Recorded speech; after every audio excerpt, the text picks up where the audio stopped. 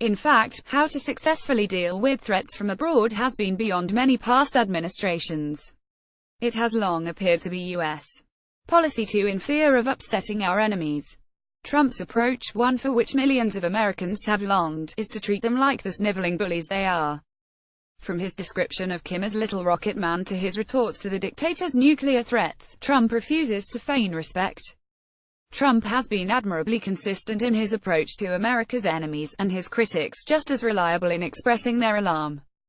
During the 2016 campaign, Hillary Clinton and many others claimed that Trump's blunt rhetoric on Islamist extremism was helping the terrorist Islamic State recruit new members. In May 2016, Clinton echoed what many others had said and would continue to claim. "I said months ago, what Donald Trump said is going to be used to recruit terrorists by ISIS.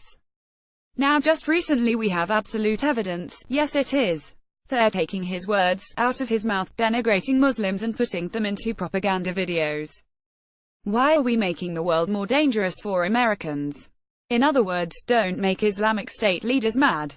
Don't insult them, they'll hate us even more." The terrorists may have used Trump's words as a recruitment tool, and yes, he could have done better differentiating between the Muslim religion and Islamist terrorism, but in recent months, according to multiple accounts, the Islamic State has been effectively vanquished in its former strongholds in Iraq and Syria.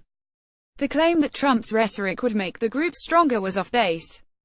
While many accuse the president of engaging in playground taunts, Trump speaks to rogue dictators and terrorists in the language they understand. He demonstrates a stark shift in U.S. policy from one of fear and appeasement to treating such bullies in the fashion they deserve, with contempt and derision.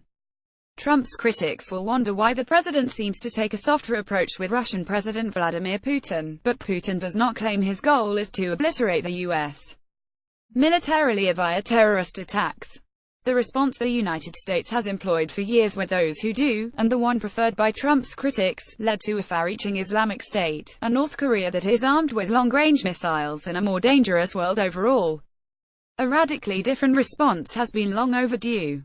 We claim to want our children to understand that bullies should not be tolerated or respected.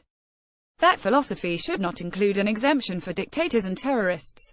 Gary Abernathy, a contributing columnist for The Washington Post, is publisher and editor of the Hillsborough, Ohio Times-Gazette. What's your view? Got an opinion about this issue? Send a letter to the editor, and you just might get published.